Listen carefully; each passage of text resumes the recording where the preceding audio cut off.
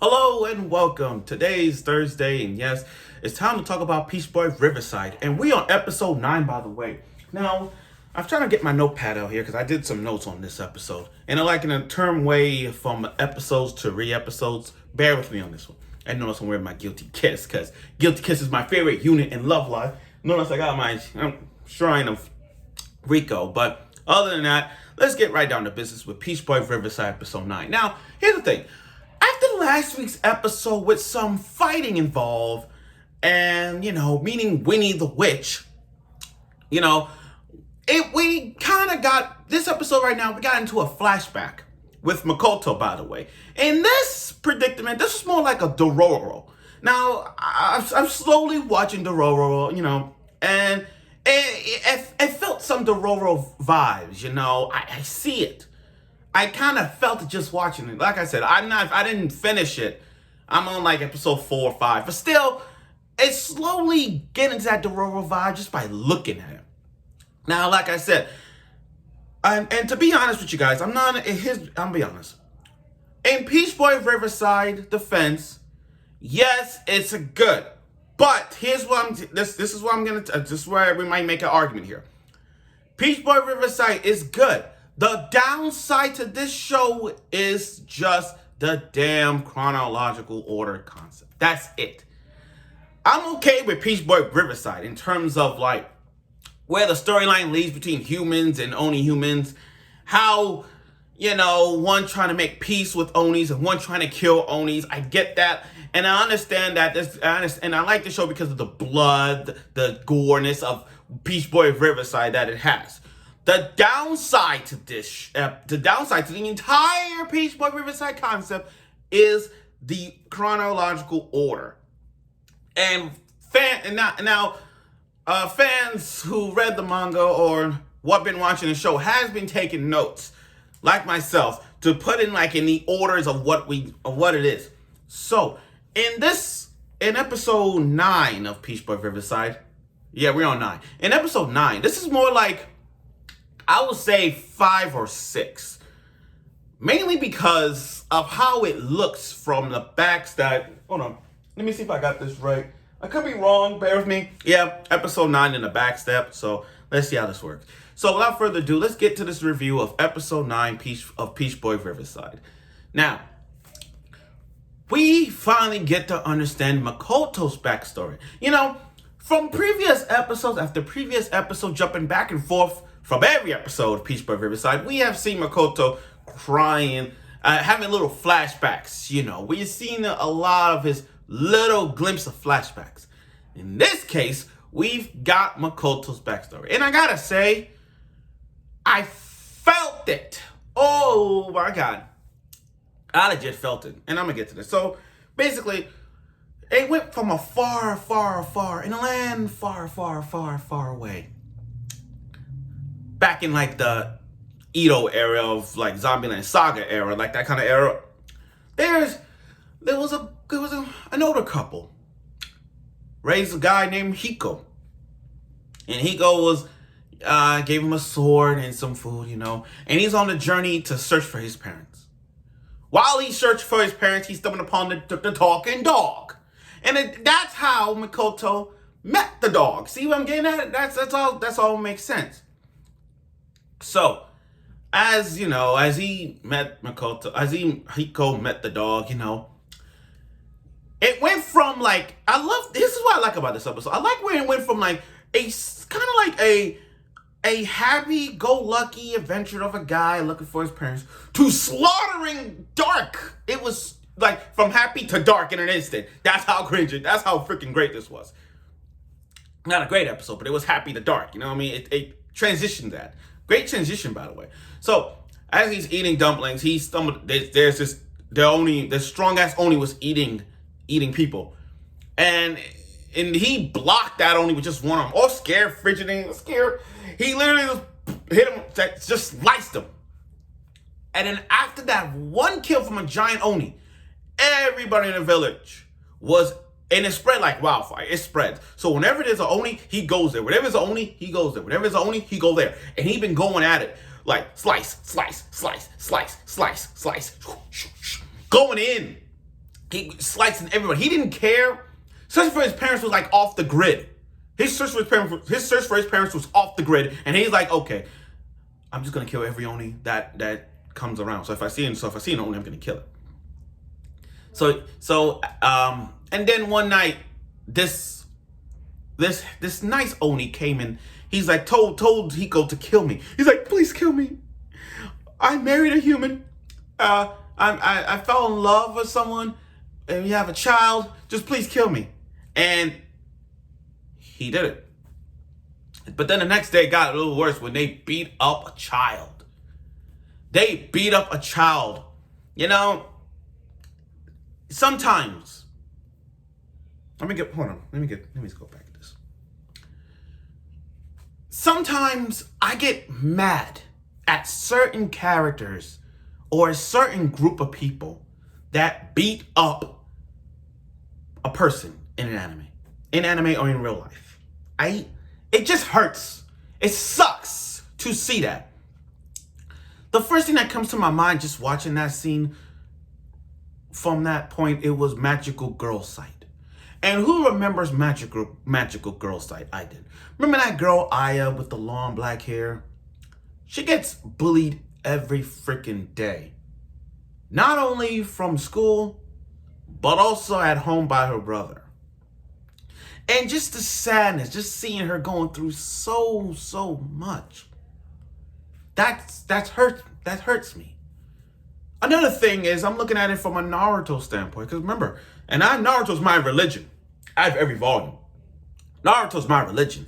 And to see how Naruto go through so much as a kid, getting beat up, getting picked on, getting beat up. People look at him as a freak. That hits me. That hit me so hard just watching it. So when I look at this scene where the villagers tied up Mikoto, and that's how Mikoto was there, and to see Mikoto tied up to a tree, and people was one at a time hitting him with a stick in the stomach, like one at a time. Yo, I legit wanted to like cry from that moment. I was like, it's very touching subject with that. I mean, I can't deal with those kind of scenes because it hurts me, and that person doesn't deserve it. And that person, like, didn't do nothing wrong, but you beat him up, but you beat him or her up anyway. And that's the point when I saw. So after the village was like, he's an Oni, kill him, kill this little boy. And Mikoto was just a young boy crying. He had no killing instinct in him. They treat him like garbage. And Hiko's like, I'll take him in. Because all the villagers were like, he killed my grandfather, he killed my mother, he killed my father. And what proof did you guys have that this person actually did it? But, you know, this is the world where, again, from a Peach Boy Riverside, from this to this era, it's this religious thing. Like, so it's just so fucking messed up in so many ways. So he took Mikoto in. And that's how Hiko and Mikoto, they were like brothers. They're like brothers. And throughout the years, Hiko has taught Mikoto all of the basics. How to hunt, how to read, how to write, how to cook, how to survive. And then Hiko wanted to end this once and for all. He wanted to end this whole thing once and for all. So, as a result of that, one of the scenes was go to the kingdom. Go towards the base. He slayed every base there. But when he sliced this other Oni arm off, he's like, beware. Okay, I'll leave, but beware the Oni kingdom. Beware that other higher ops Oni that's going to fight. Will kill you one day. But again, after Mikoto and Hiko's relationship was growing, their bond began to grow. And then all of a sudden, the Peach Eye activated it. Hiko got the Peach Eye ability and then allow him to see that the Onis are far away. So he went off by himself. While Mikoto was running, the dog rejected him not to go, but he jumped over and ran. The fierce battle was intense. And the background was intense. We see like open hole, ground shatterings, all that stuff. You know, I wish we would have seen that fight. I'm not gonna hold you on that one. I wish we would have seen how the fight went, because it was looking from the background of those things. It was really intense. I wish we would have seen it. And then Hiko, at his last breath, grabbed the sword from his mouth like some Zoro from One Piece, tried to slice him up. I mean, he sliced him in the cheek, but that was it. But then you saw all the parts of his legs and his arm was gone. And then Mikoto, out of nowhere, just saw him dying, and then he gave the Peach Eye ability to give it to Mikoto. It's kind of like how you pass the Sharingan down. You pass down the Sharingan to like one after another. So when I look at this, it's like, this is so Naruto. This is like a Naruto and Dororo vibe just by looking at this episode. But again, once Mikoto inherited that Peach Eye ability, even though he was an Oni, he went in. And in that moment, he sliced the God Oni right off. Surprised, like sliced the God Oni. And then that smile, that sick, evil smile that he had, that smile is so like it's, how do I put this? It's the eyes of a killer. He had the eyes of a person, like, if I see an Oni, I'm gonna smile with pure evil. Evil. And just like we know the birth of Mikoto. And now we see that the horn was growing, that he cut it off. So now we know Mikoto wasn't human. He was an Oni. And he cut the horn off. So now he's a human now. Now he's a human nonetheless. And still, with a backstory like that, it makes a lot of sense about Mikoto. Nothing like upset me about it. Like, this was a good episode. All the answers is from previous episodes with Mikoto's little flashbacks. I mean, little back images. I always said that, is that his father or something like that? But now we know the truth about Mikoto's backstory and his relationship with Hiko and how he inherited the Peach Eye ability. It all makes sense.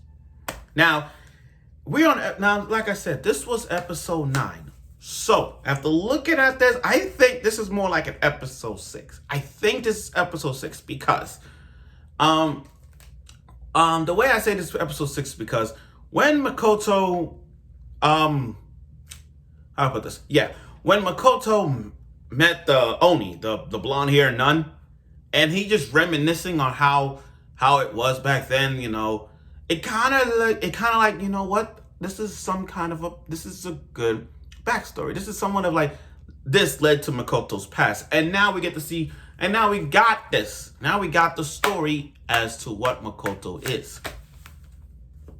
So, like I said, this was a good episode. I mean, it went from a happy episode in the beginning where it's just like, I'm going to search for my parents. Thank you for taking care of me, mother, father, you know. And then it went from that to just blood, shed, everything. From a happy to like dark. It felt, but it had this Dororo vibe, and for some reason it did. Just by looking at Hiko and Mikoto's, I just felt it, and I'm sure some of y'all have. But now, next week's episode says War and Hatred, and I think this episode is going to be jumping right back. I think this episode is going to be bouncing right back to probably when Winnie the Witch made her debut. And then we're going back to those fights. And we're going back to the fight. So let's see how that works out. So again, this was a good episode. I like the flashback we got from Mikoto, just like we got with flashback with Sally's at some point. So great. So I look forward for next week's episode of Peach Boy Riverside. And let's see what episode number this is. Despite next week's gonna be episode 10, it could be like what, episode 6 or 5. I don't care. But let's see how this works. So I look forward for next week's episode of Peach Boy Riverside, and I hope you will.